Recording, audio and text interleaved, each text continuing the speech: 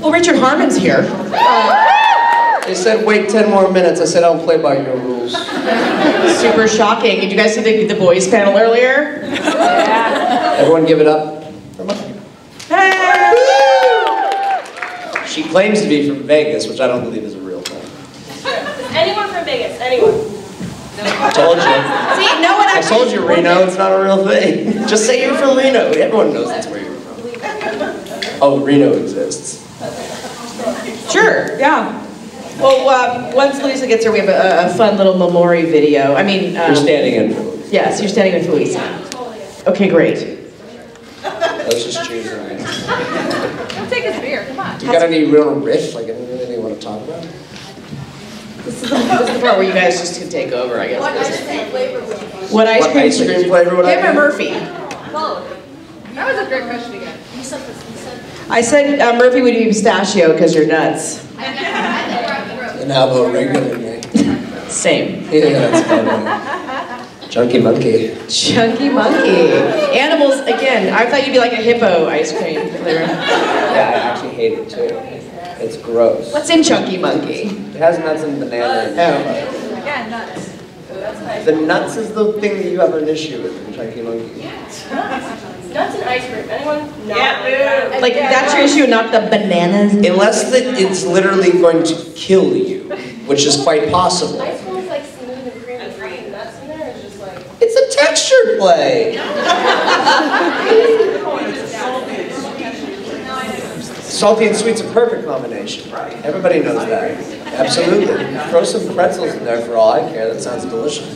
Oh no, now you're sacrilegious. That's not sacrilegious. Welcome to the ice cream con. Welcome to the Southside Scoops. I'll be your host. I like you.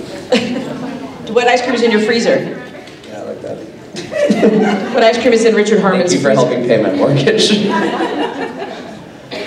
What ice cream flavor is Richard Harmon? Yeah, no, what's in your freezer right now? I have no ice cream in my freezer because oddly, before I came here, I was on a diet and that's all gone to hell in a weekend. Alrighty. Okay. We got some beers and some whiskeys. I don't drink beer. I do drink. Well, it's only when I'm off work, but I'm about to go back to work in a week. Ah. Well, let's talk about that. What are you doing in a week, Richard Harmon? I'm starting a new TV show. Ooh, can you tell us anything?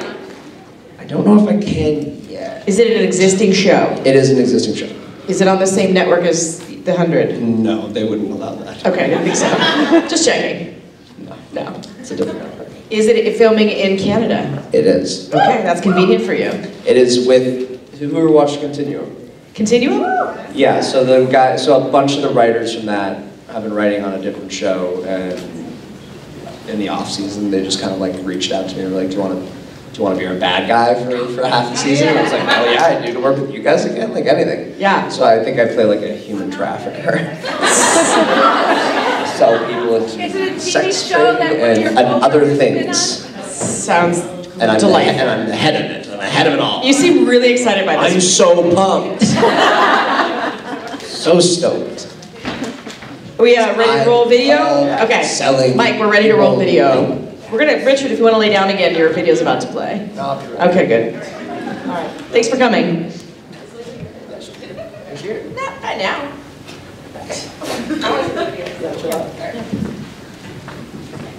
Cross my heart, hope to die. To my lover, I never lie. He set me true, I swear I'll try.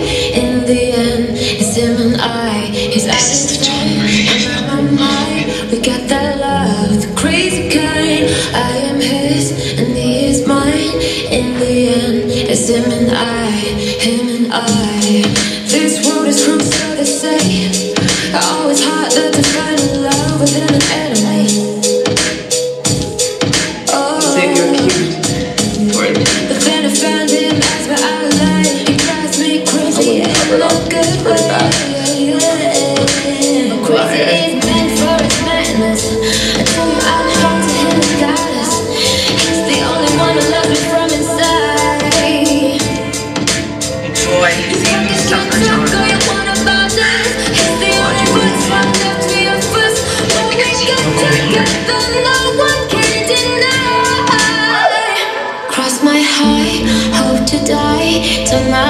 lover, I never lie. He said be true, I swear I'll try. In the end, it's him and I. He's out his head, I'm on my mind. We got that love, the crazy kind. I am his and he is mine. In the end, it's him and I, him and I. So far, there's not enough time. I guess we're both gonna die. Because there's no way in hell I can leave the man I love behind.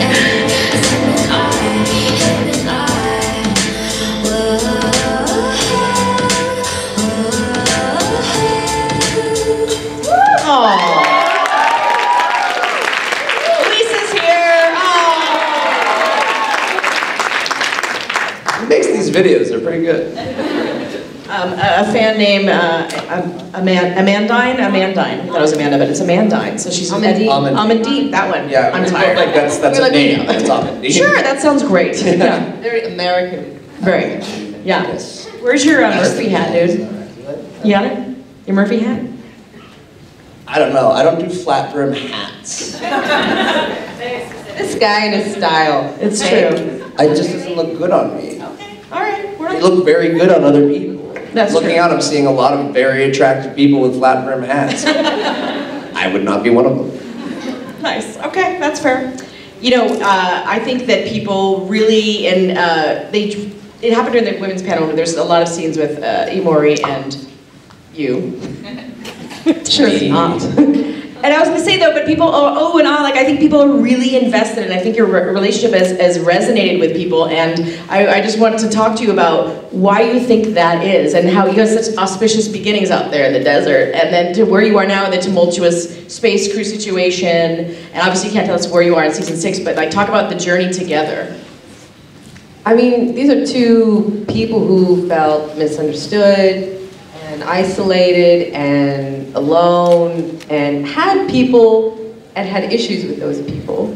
And they just recognized a kindred spirit. I think they understood each other's journey without even knowing what they understood in each other. Like when they met, it was just like, there's something about each other, like, I know I get this. Yeah. I get this is my story too. Yeah, I get you're crazy and I like you're crazy. Yeah. It's the same Yeah. for both of them. You absolutely hit the nail on the head, I think, with that. Because there's a chemistry that's electric and combative. Yeah, it's combative, but it's also like steady in some weird sense. Mm-hmm. And I know we had like the breakup and everything, but I mean, who doesn't go through that? Right. That's the makeup for sex after the breakup. Yeah. Right, they got to tell that story. Exactly. It's a very sexy story. Yeah. Well, Luisa, when you were cast in the first time we see you, did you know you'd be coming back, or at what point did you learn that this was going to be a thing? Oh, I mean, I don't even know they knew it was going to be a thing.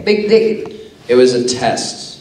It was they wanted to see if maybe, because when they toyed with the idea of having Murphy have a love interest, at that point that was so crazy to even fathom that it's like he could ever have a love interest. And I never thought it would. It'd be like this character, hell no. There's no way, shape, or form or valid reason as to why he could have a love interest.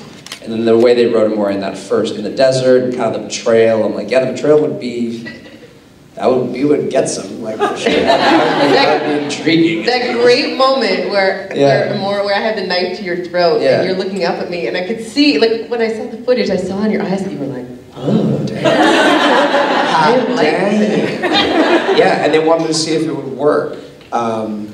So we shot that desert episode in one day because we only really have, when we shoot out in the desert for an episode, you have to shoot all those scenes on one day on a Saturday. yes. Because it's like a construction site, pretty much sand dunes where they like take stuff to, I think to I don't make know what glass, I think. Oh, okay. To like burn it down and make glass. Oh, okay. But yeah, after the day, I immediately emailed Jason and was like, bring her back. She's immediately one of the best actors you have on the show, bring her back. So season 3, they brought her back.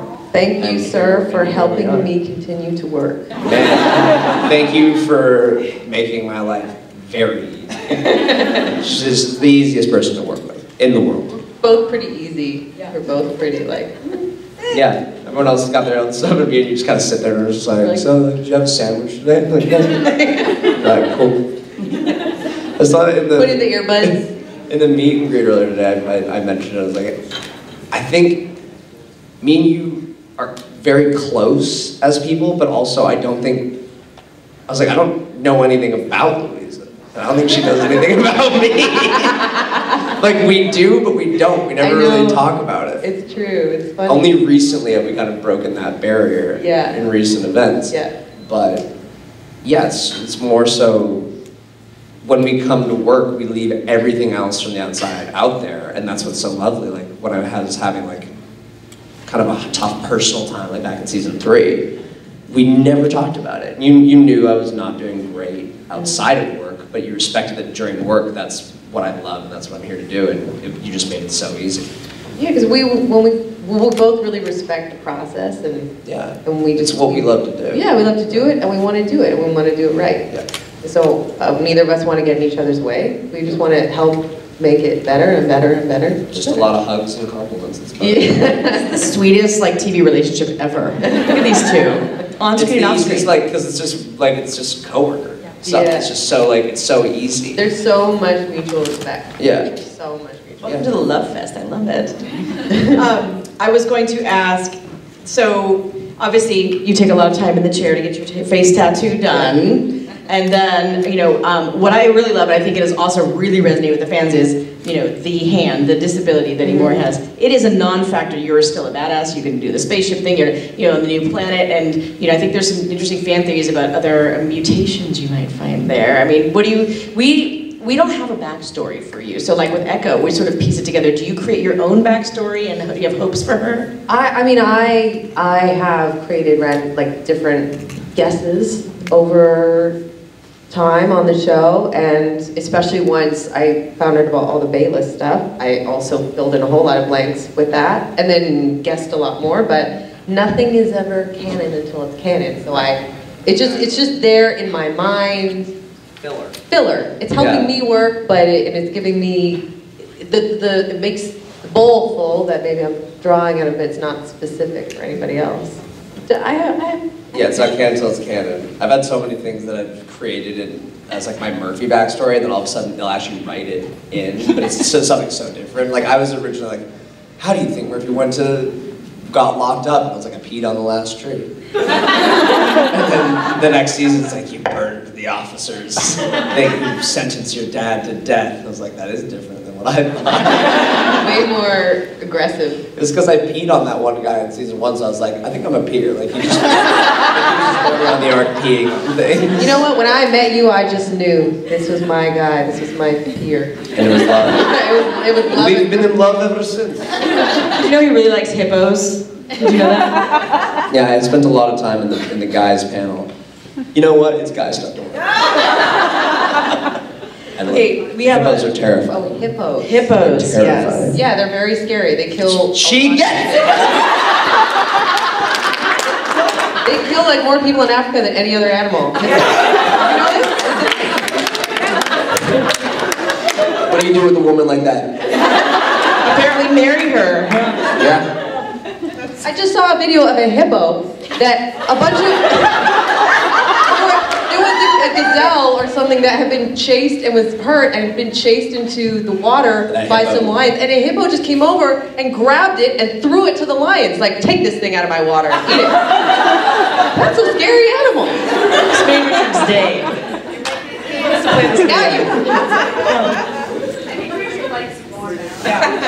Absolutely, she's got my back. That's what we're saying. We always got each other's back. She's got the hippo facts to back up my hippo. Okay, so we have some online questions. Then there's a microphone to the back of the room over there, and we'll ask you to start lighting up in a few minutes. But at Cuz Science, okay? That is literally a good Twitter name, Cuz Science. How do you cheer yourself up after filming a particularly emotionally draining scene? How do you what yourself up? Cheer yourself. Cheer yourself up. Cheer yourself up. Yeah, because that's a thing. It is a thing. So when you do an emotionally draining scene, you physically go through all the same stuff. You get exhausted, you feel like your brain sends out all the chemicals, you know, you feel, go through whatever you go through, and it's quite a ringer. On the drive home, you just kind of decompress. And like, you have to kind of feel it though, it's there. I usually just kind of hibernate I just don't engage too much with stuff. I just feel it and let it go. I don't know. It's not big. Yeah, I've never had a hard time with that. I think it's more, Lou can attest to this with me, that it's more, if we just do like a crazy, draining, emotionally kind of charged, sad, or whatever scene, if it went well, then I'm immediately just like amped and pumped up. Like, it never affects me like that. If I don't think it went well, Lou can attest that I've become a little bit of a menace to myself. Yes, you are very unfair to yourself. Yeah, and Lou's the one who always helps me with that. He will hit a scene at 100%, and he'll be like, I could have hit 101%, and I'm so frustrated that I didn't get that extra 1%. I'm like, Richard, It's just one more percent. You did a great job. Why don't I just do that? If I got to 100, one. This is what he does. I gotta talk him off. I gotta talk him down. You gotta talk me down all the time. Okay. At Stormborn Blake would like to know, a little Game of Thrones crossover, if there's anything at all you could change about your character, what would it be and why? Change.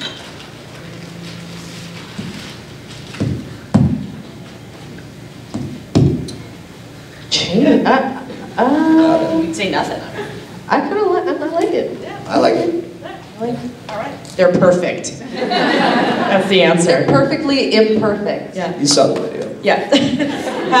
So if you guys want to start lining up at the microphone back there, you can start doing that because this is your con. We're here for your fan questions. And Richard, I'm sure, will take it a million miles away from where we started. It'll be great. You know my bread. Yeah. But I was going to ask you while they start lining up, so for you two, has there been one scene where you just had so much trouble getting through because you were laughing or crying, or is there just like, is there a season or a scene that you just had trouble getting through together? Because you're both so perfect. We had some tough scenes that We've had tough scenes. I mean, we're not big laughers on set. No, we're not. We're not. You're just a prankster offset. Yeah, well, because work's work. Like, work is like the most important thing. Oh, yeah. And I love it so much. And I don't need to be joking around. I don't need to be doing any of that stuff because I'm where I need to be. It's where I'm home. Whether we're at other places, it's like, yeah, I like having fun and being funny, but like that's work. Yeah. We have fun though. We have fun. We've had fun. We've had fun. I smiled at you one time in season 4. I remember that one time. I told you, I said drink it in, not having it. I'll tell you one, actually, you know the one playful thing that Richard would always do, especially in the beginning, when our characters were courting, is he would give me little gifts. He would give me like a leaf. He'd find something on the ground and give it to me like the most precious thing. It's the sweetest. One time when she thought I was looking away, she threw it away. Because it was a leaf! We were in the woods! I chose that leaf specifically. But your reaction was also worth throwing it away. You got so upset about it. Amazing. You honestly. That's what the season 5 breakup was all about. It was all over a leaf. Who would have guessed? They're not the best. These two are not very good at communicating. They're good at like being and planning together and executing the plans together and doing the stuff. But when it comes to like, I have feelings that are not happy, and I think some of it has to do with the way it is with you, they don't know how to say the words. No. Squish it down deep inside and bring it up again. Yeah, put it in the black box. Throw it in the river inside. What I told you, Emori, just put it all away. That's a good segue. Speaking of Emori. Johnny's not here to hear it. Johnny. I'll just segue into, look, our first question is from Emori. Yay! Is this on? It is on. Is this thing on? Did you just hit me with the old "is this thing on" bit? I like that. Classic bit. So yeah, there's been a lot of talk about like how sweet your relationship is and how kind of weirdly for being like two murderers, you kind of had the healthiest relationships on the show for like a while. And then the time jump happened and it got much more like hostile and like a lot of animosity on both sides. I was just wondering like how you guys as actors approached like hitting that kind of darker space between the characters for like the first time, really? Yeah, because it was tricky. for sure, because it wasn't established. And we didn't necessarily know what was coming either, which is the trickiest thing. You're like, Yeah, we just read through the first episode and I was like, whoa. Yeah. We're broken up, okay. I mean, we talked about it a bit, and as much information as we had, kind of pieced it together as much as we could, right? Yeah.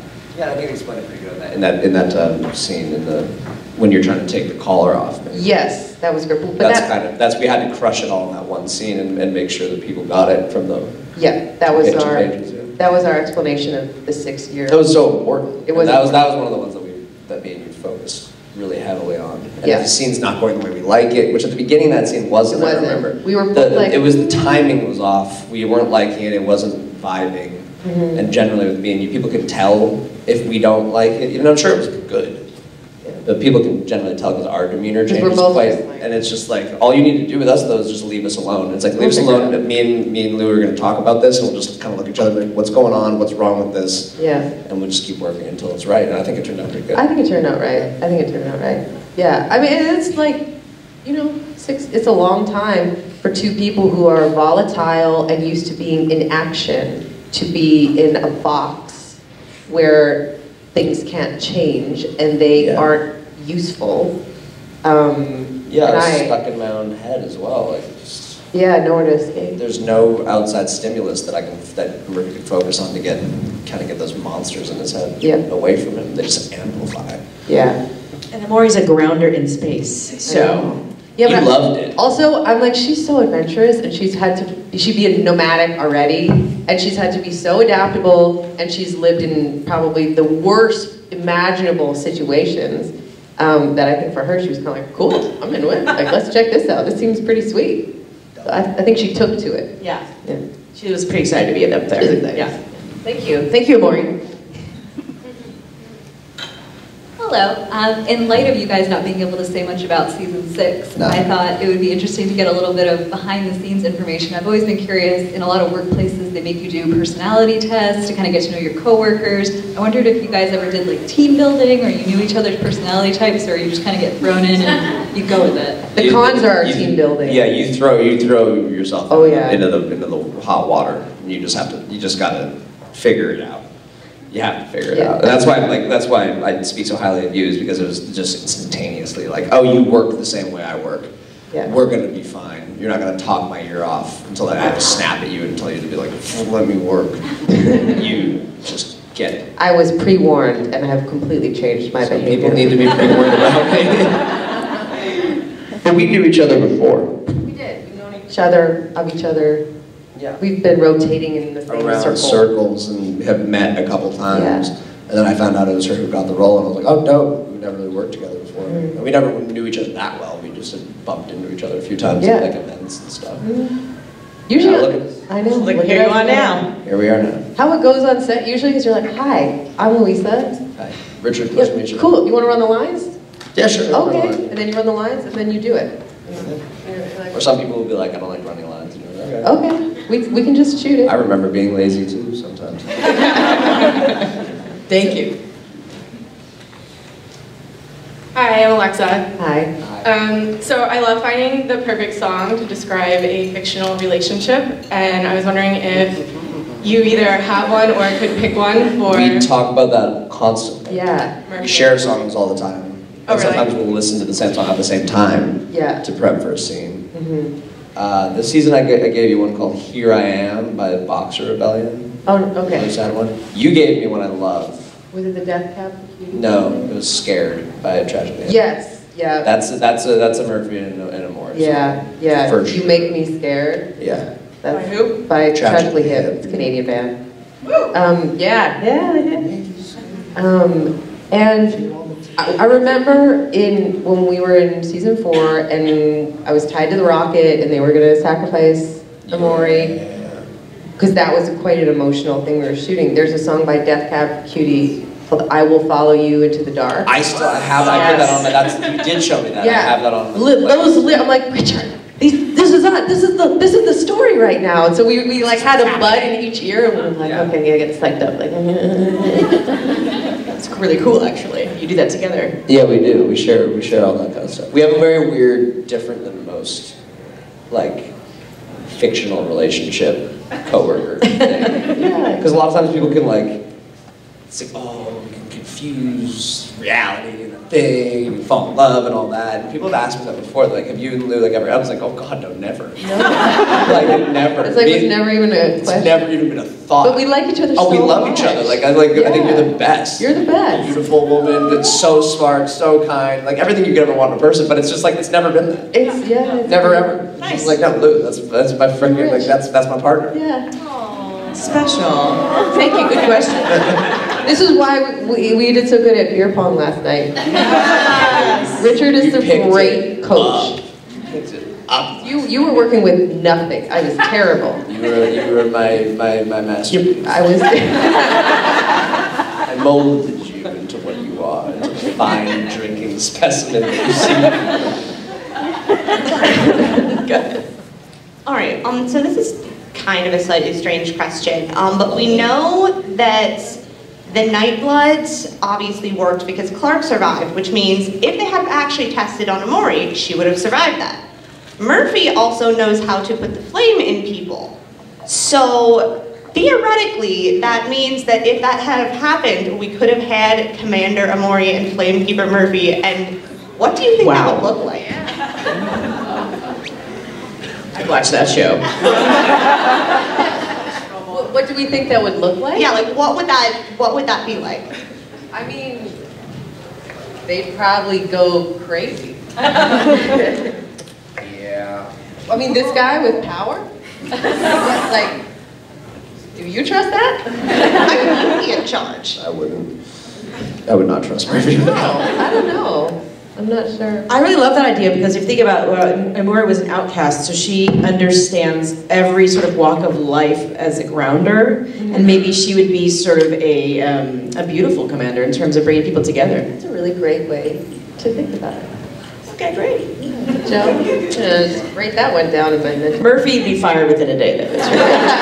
It would be You already would have fired everyone who worked for him, so nobody could fire him. Mutiny. Yeah, it would not be great. Yeah, I would be that. There would be a revolution. Yeah, absolutely. Yeah, Rightfully so. yeah.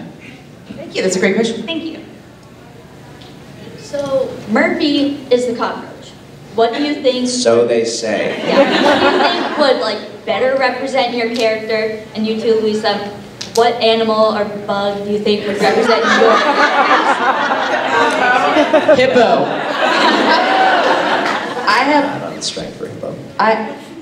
You said animal? Mm-hmm. Okay, I've always seen Emori as like a jaguar or a panther. Yes. She's like a big cat that's solitary, that is always watching and has plans, and she's black in color because she's, you know, not stealthy and not a particularly happy person, you know, when previously. And she's skittish too, the way even big cats, they get surprised and they react. And then I literally in my binder that I work in, I have a picture of a jaguar or a panther. And then below that, this is her transition. Now there's a picture of a lioness pride. There's like a lion pride. I'm like, she's still a big cat, but she's like gold in color now. And she's got her people around her. So that's why. Again, I'd watch that show. Richard, would you like what? Replace the cockroach with? First off, they started doing the cockroach thing because you just can't kill me, and that's fair. I can't die. However, from the very beginning of the pilot, I had already likened him to an animal. So now everyone's like, oh, cockroach, cockroach, cockroach, cockroach. I was like, I already had one. I already based him off of an animal specifically. Was the whole reason of him. Like, that's how I likened it to him, because he was this like, the way I wanted to play him was he wasn't very important in the pilot, and I was like, I'm gonna have fun with him. I'm trying to figure something out. So I made him this sort of like spitfire, like you just can't. He's flinchy in his movements of like, just the aggression comes out of the blue, and just is kind of like he can't control it. So he's like a feral dog that has been, always my thing with him, he was a feral dog who had been beaten a couple too many times, and now there's like humans around him, and you don't know if it's either like, some of them will cower, but they'll probably just bite out, and that's what he does. He just has been, life has kicked him and kicked him and kicked him and kicked him, to the point where he's so fiery in his ways and his reactions to things, and he just kind of snaps out. So I'd say like a feral dog, like a very skinny, like wiry feral dog that's probably mentally not doing great. That's Murphy. Okay. Thank you. Good Welcome. question. So, Octavia's war paint is Lincoln's tattoo. Would you either have Luisa's or Emori's tattoo as your war paint, or what would you have? This is obviously a question for Richard. I mean, if I already have war paint, you're saying what would? No, would I have your, Yeah, would you tattoo have as like Emori's, my or war what would paint? you like? I mean, I feel like.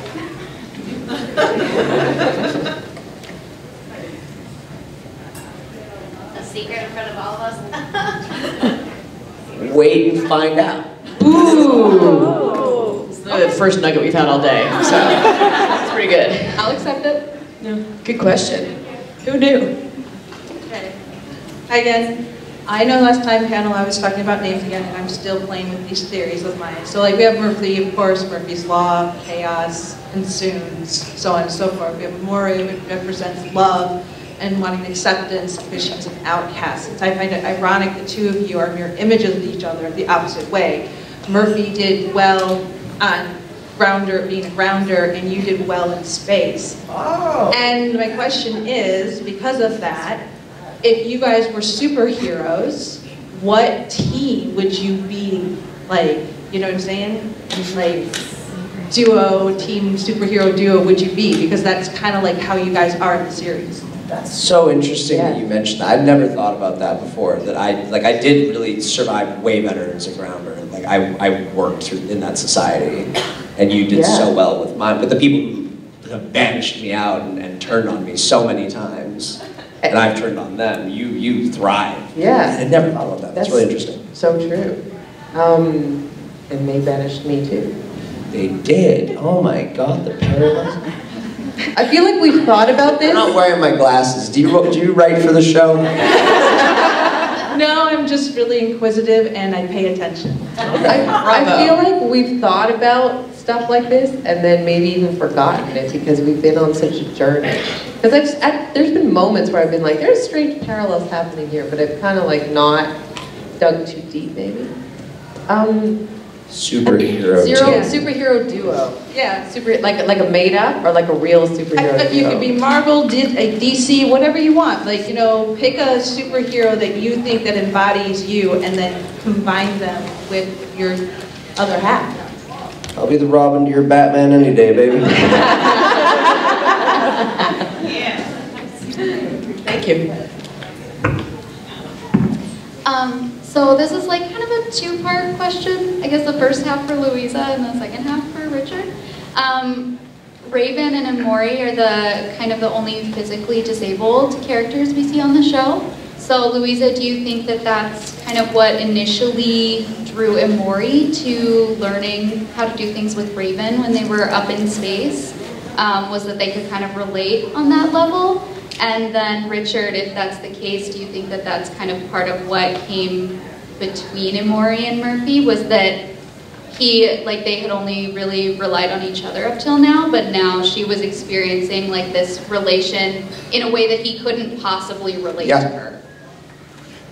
I feel, as far as Raven and Emori go, actually quite strongly that the first thing that drew them together was their mutual respect of ability, which is the opposite, because they both have disabilities, but it was their ability that they have, regardless of their disability, that made them attracted to each other, because they're so capable as people. And she's brilliant, and Emori's always been scavenging tech, and hasn't really known how to use it, but she's been aware of it, and it does stuff, and she knows it's important.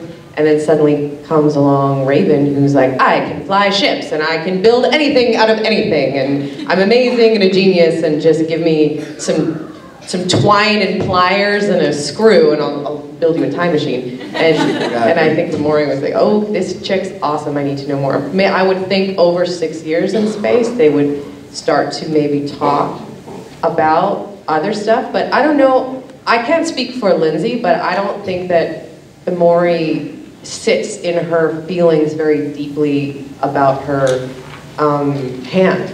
Like, I think when she goes to a dark place sometimes,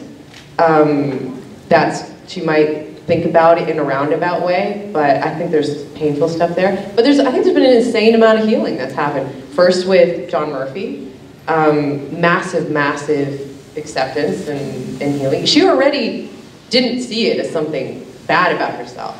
But then this is the first time, really aside from her brother, where there was someone else outside of her who he didn't physically have anything, and he didn't see this as a thing. So that was new. And then there's a whole other group of people now who also don't see it as a thing. So there's 6 years of her letting go of that. So I think that, well, you know, whatever pain was there is probably, whatever had been left is just not an issue. I don't think. Maybe deep down. You know, maybe if she gets drunk, there might be something. Nice. Yeah, I think you're spot on that. I think I'll speak up in space and me sort of having to deal with the demons that are in his head, which are so prevalent for him, and that's why he's so good kind of in the fires of war and all that, is because it takes away from the self-hatred, and it's fine. It's whatever, it's hell to everyone else, and it's like a vacation for him. To be in the middle of all that, it's a release. It's just like everything else is happening. He doesn't need to think about how he feels about himself, which is not highly. So he's having to deal with that up in space, and then at the same time seeing you better yourself, which is such a good thing. But I think for a guy like Murphy, in the headspace he was in, it felt like you were pulling away. So he pulled away harder and faster, and that's what happened. Hurt you before you can hurt me, kind of thing. Exactly. That's what he would do. So yeah, I think you're right about that. Excellent.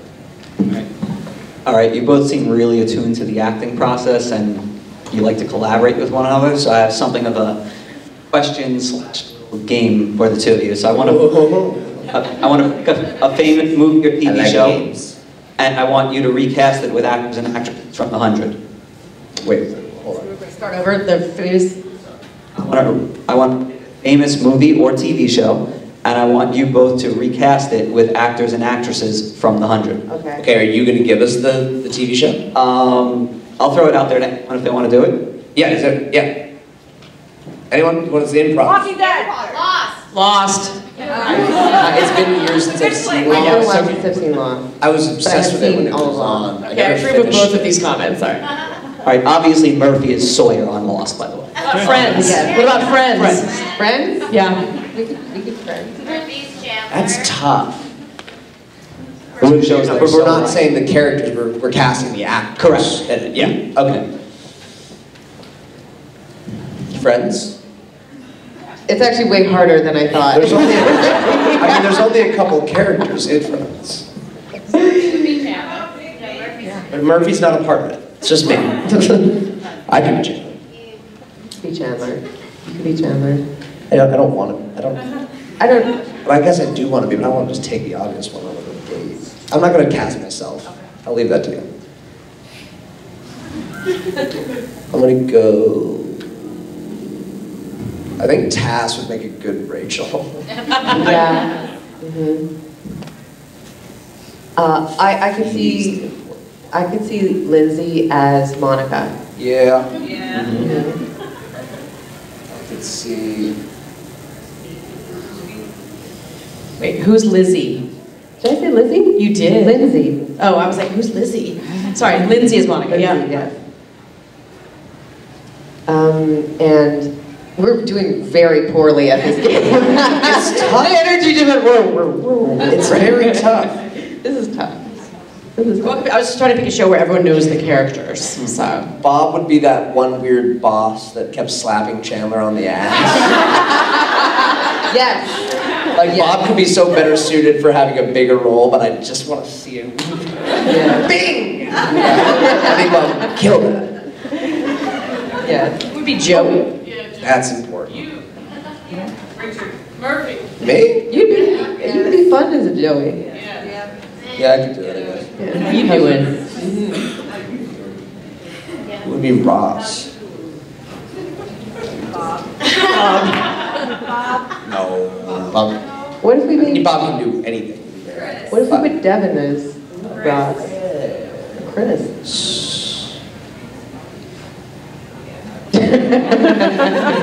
We'll get back to you on that. Cassie's gonna have to debate this over the weekend. I got an idea. Okay.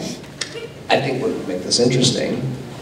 I say we cast a male as Phoebe, and we give Ross to a female. Okay. Switch it. Yeah. Maybe Devin is Phoebe then. That could make a good Phoebe. I'm really casting Devin hard here. Yeah. You would make a good Ross. I'll be Ross. I could Ross. Boom. Who's your lobster? Rosalind. You make a good Rosalind. So that means that me and Tasia. Yeah, she's your lobster. She's my lobster. Yay! Sold. I'd watch that show too. Yeah. See, this show just became a hell of a lot more. Yeah. Oh yeah, I think the gender swap would be interesting for almost all of them. It just changed everything. Yeah. But you still have Ross. Very 2019. Rosalind. Yeah. And Yeah. Rachel still being Still being Ross, right? You know. Yeah. Takes a while to get there, but yeah. But Rachel still does date Joey at one point as well. That's true. You know, this is all very interesting. Oh, there's a lot of complicatedness. Woo, good one. This is good Okay. stuff. Cheers. Good dilemma. Hi. So I just wanted to say thank you for helping bring our favorite show to life. Guys, you are amazing actors. I love your characters. I've been Team Murphy since day one. I love him, and I especially love his character development. I think it's been the best in the series. And so my question is, we know that Murphy has had a lot of guilt and a lot of regret about some of the stuff he's done, like especially with Raven. We see Luna address that. And I just wanted to know, do you think that Murphy has been able to cope with the things he's done and move on? And the second part is, if Emori ended up being the one in the chamber that got microwaved, how do you think his character development would have turned out? I would have killed Clark. Or I would have failed and they would have had to kill me, but I never would have stopped coming at them. I don't care if it worked or if it didn't work. I would have come for Clark. You don't do that to someone like Murphy. He doesn't take revenge lightly. So I don't know if she would have successfully killed her. She's a pretty good fighter. And she would have everyone else around her, but they would have probably tried to calm me down, and it probably wouldn't have worked, and they probably would have had to put me in there next. And do you think he's been able to address some of the regret? I think he's addressed some of the stuff and has moved on from some of the stuff, but I don't think that when he addresses certain things, more things just seem to pop up for him. He'll find something to kind of be hard on himself for, which sucks. But I know people like that, and it's horrible. So I don't want to make it like this thing where it's just going to be so easy for him. Especially in the situation of the 100, where there's not sort of the right professional sort of stuff to help him with what he's dealing with.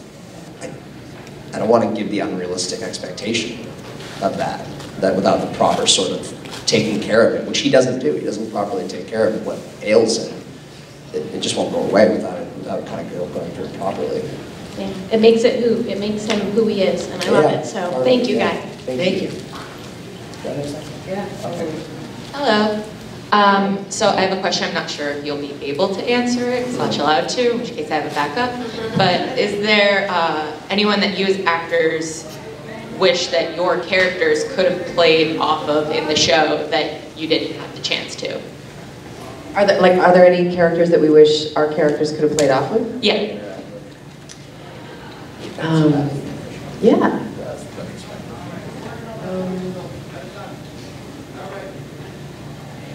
I would have been interested to see Emori have to deal with Pike. Because he was a real authority figure who was on a mission, and she has not had a good experience with people in charge of society, so I think that could be interesting. I would have loved to see you and Beach go up against each other. I just would have loved that just for... It's like watching it would have been so great. Yeah, he's just a very interesting guy in general. He's just pretty... Yeah, it's just too strong acting. I've been so lucky, Murphy. Luckily, like, they just seem to put me with everyone at some point or another, and that's so great for me. I get to work with these incredible actors, but for the most part, I've worked with almost all of them. Someone I wish that I could have worked with. I mean, I never really got the chance to, I was there when she died, but other than that, I never really got the chance to work with Alicia. I got to see her working, which was incredible. I think that would have been an interesting dynamic to see Murphy and Alexa play off of each other, so I would probably go with that. I just realized we never really actually worked together. Yeah. I was there. You were in the room or in I was in the room and I was just sort of like, oh no. Not good. I actually often think about Emori. Clark's like crying. I'm like, were you two like,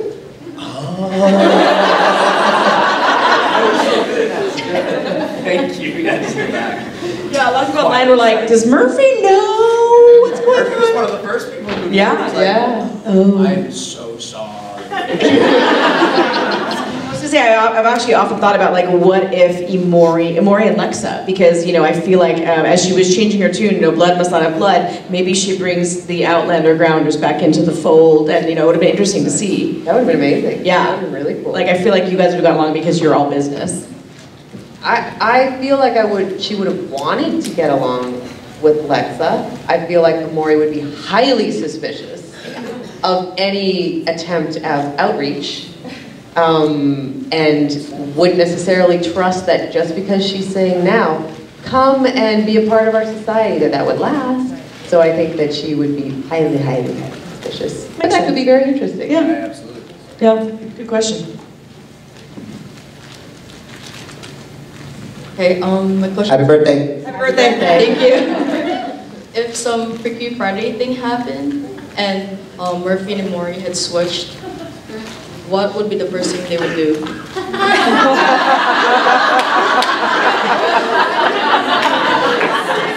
If we switch bodies. Like Emori would be. Well, I hear she's got a fine side piece. So, I guess that my hand has super strength. That's always been my decision. Yeah, I'd go find me. Go find you? I'd go find me. Maury's got a cute boyfriend. All right. It's like kissing the mirror, but finally my nose doesn't bump my nose. That is random but true, I'll take it. I'm opening up a lot here. Those are some nice clean answers, thank you. Because when you switch bodies, there's a lot of ways that conversation can go. Chelsea's not here to take Chelsea's not here, yeah. Exactly. What did she say? Oh, we don't even need to say. Yeah, we can just speculate. Yeah. It would be, Okay. yeah, it would be not creepy. I don't know what Emori would do first. I think she'd kind of be like, she'd probably be like, I challenge you to a race.